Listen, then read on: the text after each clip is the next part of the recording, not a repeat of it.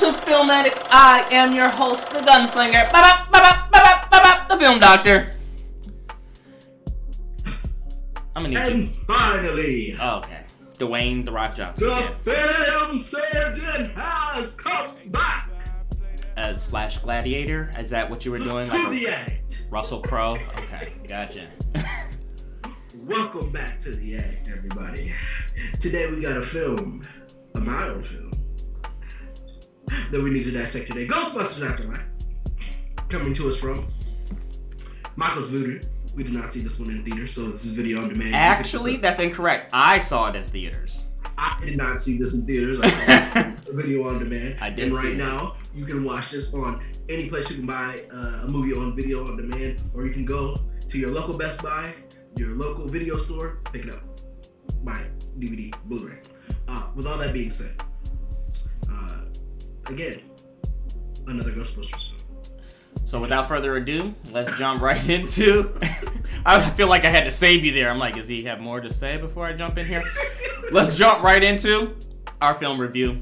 You know what? Before we even do that, you don't do... Can we get back to this? Like maybe... I already caught you, I've already caught you. I've descaled you, cut you up, put you in the fryer, cooked you, and ate you. Okay, so. I just need you to do the real thing when I that's all. I don't know what you're talking about, but let's jump right into... I'm not fishing anymore, Michael. Let's jump right into our film review.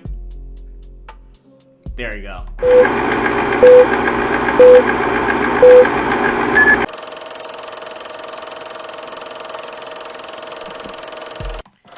Alright, Ghostbusters Afterlife. I'm interested to hear what you have to say about this film. No, because you're going to be mad at me and my rating.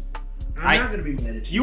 You are. Because I'm gonna get that same little look and disgust, like how could you, blah, blah, blah, blah, blah, blah, blah. I'm not gonna be mad at you. You go right ahead. Okay. Well, then I'm going to go ahead and give the rating first. Okay, let's do that. Let's do that. We can do this in opposite order. So you give your rating, I'll give my rating, then we can kind of discuss and compare, Okay, should we go like 1, 2, 3, like, huh? Should we just say it at the same time? Stop talking over me. Okay, all right, whatever. B minus. B minus. C+. I knew you would say that. I knew you would. Like, you don't want to give it. And here's the thing. There's a reason why I'm going B minus. Whereas it was not the greatest movie, it was a very moving homage to their fallen Ghostbuster. I had to Google the fact that he had died and he was unable to be inside of this movie. And a lot of like the sequels out there, they just keep doing it with new people, whatever. They don't really close loose ends of like this whole series. It's supposed to be the last of the series, which makes me worried about Jurassic Park Dominion. Are they going to close it to bring back all these people? And I think that Hollywood is kind of getting that clue, which is why you see some of the people from the original Jurassic Park inside of their final one, which is why you see a lot of the original Ghostbusters in this final one. They don't really do that often, to close the whole story. No. And it makes me even worry for Michael Myers for Halloween Ends. Like, are they going to close this loop end? Not loop end, but the storyline in general. No, they're not going to do it there, Michael. They have to figure out a way to make another movie, so that's not going to happen. I can tell you that right. Well, here's the thing: is that they'll just restart it. It's like Texas Chainsaw Massacre, where we'll see like 20 different variations of that. So I think that where it closes off this one, a different person like Rob Zombie did Halloween, a different person will restart the trilogy or whatever they're going to make it into to make more money. Or maybe they're just closing off these kind of concepts so that they can create actual new movies and stop doing sequels. Now, Michael, are we that naive? Can I be far-fetched? Can I be far-fetched? Yeah, I'm gonna let you have your naivete. I do have a question for you, though. Do you think, because we did review the last Ghostbusters movie, do you think that this movie was better than the last one? The one with the all-female cast? Yeah. Yes. And do you think that instead of making the last one, they should have just made this? Yes. An animated series? You don't need to finish. Yes. So, but But that's what I was saying when I said that they kind of do these nonsensical ones. And I think that the all-women cast was supposed to springboard a new era of Ghostbusters, and it wasn't closing off the storyline that they had first started many years ago. And this was more of a tribute. It was more of, like I said, homage to their fallen Ghostbuster. It was a story that was confusing. I think the story was kind of, but it's Ghostbusters. I mean, the demons and ghosts, whatever. I think that that's the reason why the music and everything else was pretty good. I love, in terms of acting, I would say the girl did a phenomenal job. Her friend, the little boy, did a phenomenal job. For the characters that they played them well. They were funny. I think that everything was pretty well done. I mean, Paul Rudd is Paul Rudd, so he's the Liam Neeson of Paul Rudd movies. So I can't really say anything was different for him. Yeah, okay, so I feel like we kind of have some similar feelings, but the story, for me, what drags it down to a C+, and I was ready to go to a B-. I honestly was, but what drags it down for me is the story. Some of it is just, I mean, man, I was having a hard time following some of it. I'm not gonna lie, Michael.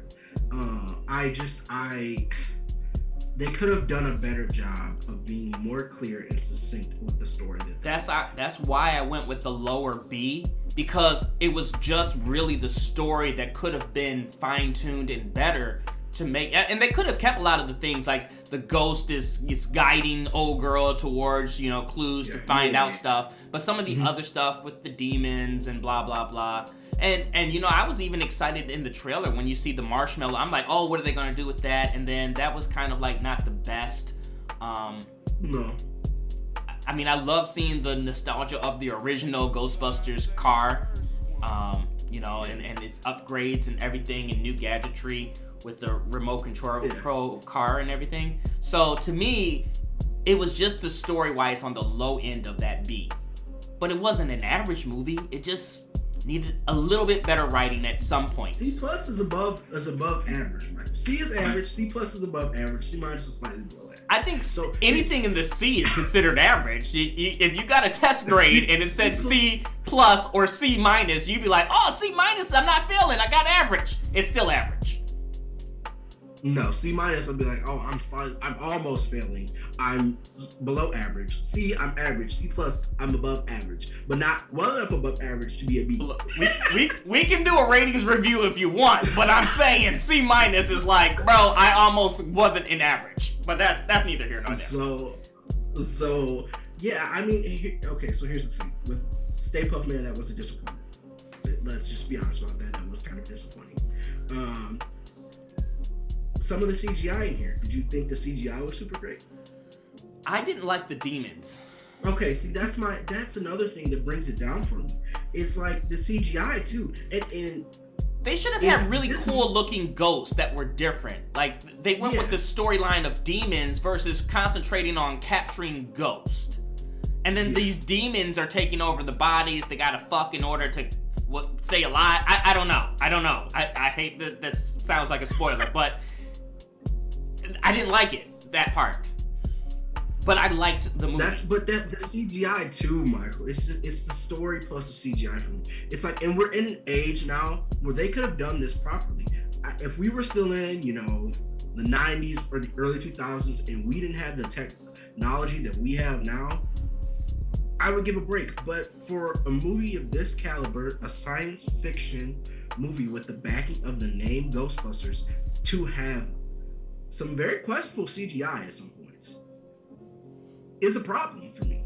To have old boy that was in Stranger Things, I think that if they made the feel of this more like Stranger Things than like I think the whole like demons taking over the human bodies was like just a comedic stab versus staying to the original tune of a more dramatic film that the entire film really embodied. Yeah, I mean, when you have Paul Rudd in the film, what do you expect? But you don't always need to have comedy, and that's the whole thing. To me, that's a casting problem. You don't need to put Paul Rudd in there. It's not a comedy. Well, it's because they're Bill Murray, right? Bill Murray is a comedic actor. Everybody kind of knows that, and so every time they do these films, they want to get people who can kind of do that comedic acting like Bill Murray. But the thing with Bill Murray is when he did Ghostbusters, he had range. You have to have people that have range and aren't just doing some of the same things. I mean, yes, Paul Rudd, for what it's worth, has done some great things in many areas. But he's still Paul Rudd in a lot of his films. Ant-Man, for example. Still Paul Rudd.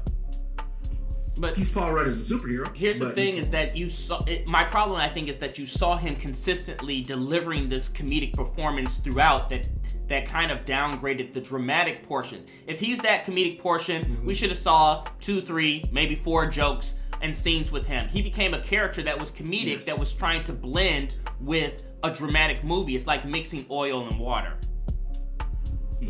And that first portion of that entire movie was dramatic. And we already had a comedic character, which was that little kid, the boy. Podcast. Yeah, we didn't need another one. We didn't. So I just, the CGI... And Paul, sorry, not to cut you off, but Podcast is not a big name, and Paul Rudd is. But I enjoy Podcast more than Paul Rudd, so just wanted to put that out there. Yeah, I mean, sometimes when you hit the casting and you cast some of these ancillary characters who I wouldn't even say he was ancillary, but when you cast some of these characters, right, and you do such a good job, it doesn't always need to be a big name person. That's another thing. It doesn't need to be a person with a cachet. If someone can come in there and deliver, that's how you make stars. They come in there and they deliver a performance. People don't know who they are. Like, oh, this person is really great. Let's see what else they're in. Perfect example. The kid from Mighty Ducks.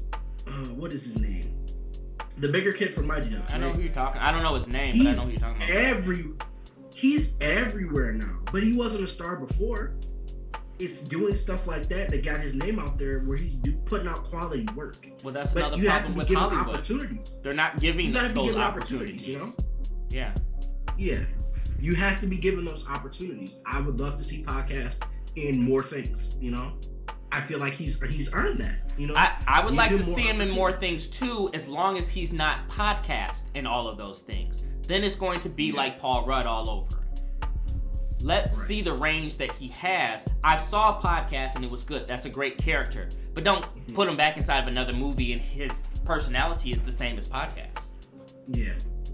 More opportunities right around. I think we're there. But that's how you make stars, You have to give them chances to do things. So with that being said, I think we agree on some things. We disagree on some things. I'm going to stick to my C+ rating. How about you? Well, you joining me here at C+, Mike? You can. At C+ Studios? You're a little bit more of an asshole than I am, so you'd like to downgrade stuff. But I enjoyed watching it, but the storyline... Again. Yes. And I feel like you knew I was going to come with a lower rating than you. I already knew. I'm like the good guy because I think that for our general audience that watches Film Addict, for anybody that watches movies, I feel like they go to a movie and they don't necessarily pick apart those things. They might say, oh, this story didn't make sense, but some people enjoy a lot of movies. That's why you have a lot of people that bought some of Steven Seagal's shitty sequels or movies and Bruce Willis's... Steven Seagal has bad movies? Huh?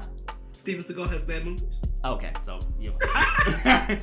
Or Bruce Willis and all his independent movies that he did that people probably went out and bought. Bruce Willis has bad movies? Or any of the Marine movies. Any of them. What are they on, Marine 12 now? Yeah.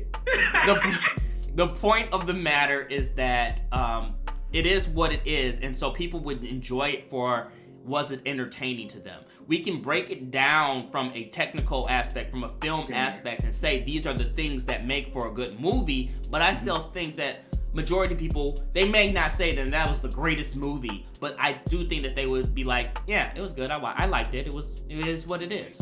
If it was something where, and I'm gonna say this, if it was something where I think that people wouldn't enjoy it, Michael, you know what I do. What grade would it have gotten? Vanguard grade? Oh, exactly. If it was something where I would tell people, you know what, just go ahead, keep your money in your pocket. We ate that expense for you. Well, nowadays you can just download it illegally, and that's not coming from us. We go to the movies. We give our money, so let's not say that we're like that. But there are some some websites, freemovies.com. Don't waste your time trying to, do some stuff like that and potentially get in trouble. Don't waste your time doing that. It would have a lower grade. I find a lot of movies that sometimes I give C+, C minus. I still don't think you would have given may it. Enjoy it. Let's be honest. You still would not have given it a Vanguard grade. It wasn't on a Vanguard level. No, it was not on a Vanguard level, but we've seen some Vanguardian movies. Vanguardian. Maybe that should be the new thing. When a movie fails, we need a big old screen that says Vanguardian. We need a clip from Vanguard that plays in the background of him from Vanguard. Yes. Like, this was a Vanguardian movie. Anyway, that's all we have for you guys today. Please don't forget to like, comment, and subscribe. Hit that bell, do all that jazz. Tie a little note to a pigeon's leg, send it on display, put a message in a bottle, go ahead and throw it in the water, let it reach our shores, and let us know in the comments what you guys think. I think I did really, really good on that outro, just to let you know. Like, it's getting faster and faster now that I don't have, like, HR up my ass. Anyway, please don't forget to like, comment, and subscribe. Like I said, we enjoy doing these episodes and bringing to you guys the realest film reviews possible out there. And as always, this has been another exciting episode of Filmatic.